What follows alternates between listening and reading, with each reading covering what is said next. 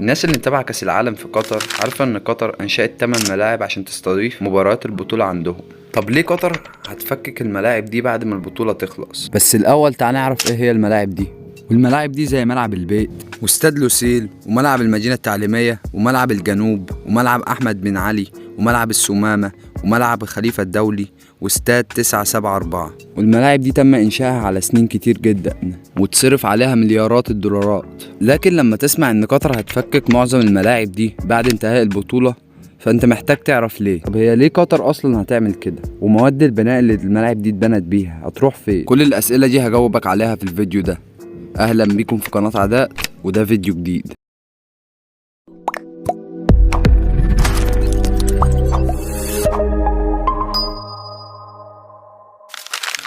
لما تم اختيار قطر في عام 2010 ان هي اللي هتستضيف البطولة عندها، قطر وقتها ما كانش عندها غير استاد خليفة الدولي. الاستاد ده موجود في الدوحة من سنة 1976. عشان كده كان مطلوب منهم انهم يبنوا مجموعة جديدة من الملاعب عشان يستضيفوا فيها البطولة.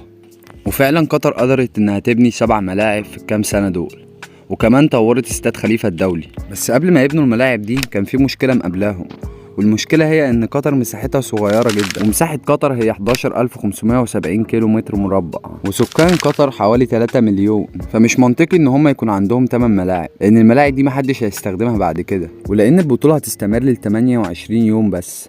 فمش منطقي ان انا ابني 8 ملاعب وبعد ال 28 يوم ما يعدوا او بعد البطولة ما تعدي الملاعب دي يتم هجرها. وكمان الدول اللي استضافت البطولات دي قبل كده كان بتواجههم نفس المشكلة، ان هم بيبنوا ملاعب كتير جدا والملاعب دي بعد كده بيتم هجرها. عشان كده المسؤولين عن بناء الملاعب في قطر لجوا لفكرة عبقرية ان هم يبنوا الملاعب دي على شكل انها ممكن تتفكك بعد كده.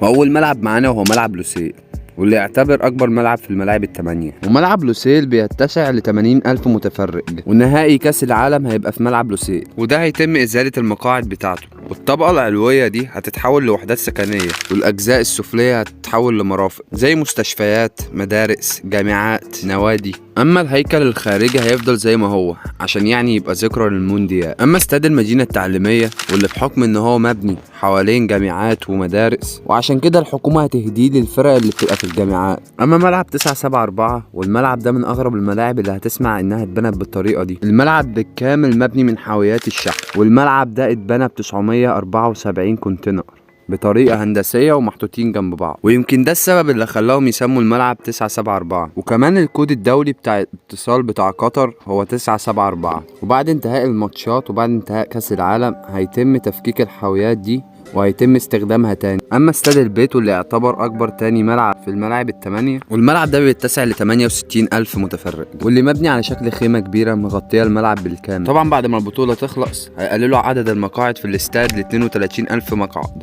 اما الجزء العلوي منه هيتحول لفندق 5 نجوم ومستشفى. اما ملعب السمامة واللي مبني على شكل غطاء رأس او الجحفية، والمصمم اللي مصمم الملعب ده هو اسمه ابراهيم الجيدة وهو مهندس قطر. طبعا بعد انتهاء البطولة هيتم بناء مستشفى متخصصة في العلاج الطبيعي داخل الملعب، كمان هيتم بناء فندق صغير مكان المدرجات. كمان هيقللوا عدد المقاعد في الاستاد من 44,000 مقعد ل 20,000 مقعد. اما بقى استاد الجنوب واللي يعتبر اول ملعب اتبنى من الملاعب الجديدة، والملعب ده من تصميم زها حديد المعمارية العراقية المشهورة. الملعب ده متصمم على شكل مراكب او بشكل سفق، واكتر حاجه بتميز الاستاد ده انه مكيف بالكامل، فده بيخلي ظروف اللعب فيه ممتازه والاجواء فيه كمان بتبقى رائعه. وكمان هيقلل عدد المقاعد في الاستاد من 44,000 ل 20,000.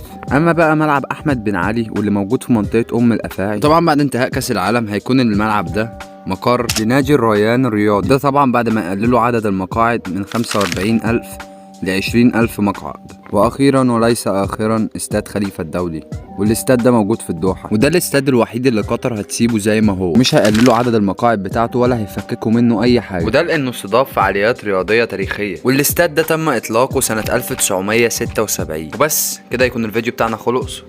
اتمنى تكون استفدت من الفيديو، والفيديو يكون عجبك. ما تنساش تعمل لايك للفيديو وسبسكرايب للقناة عشان تشوف كل جديد.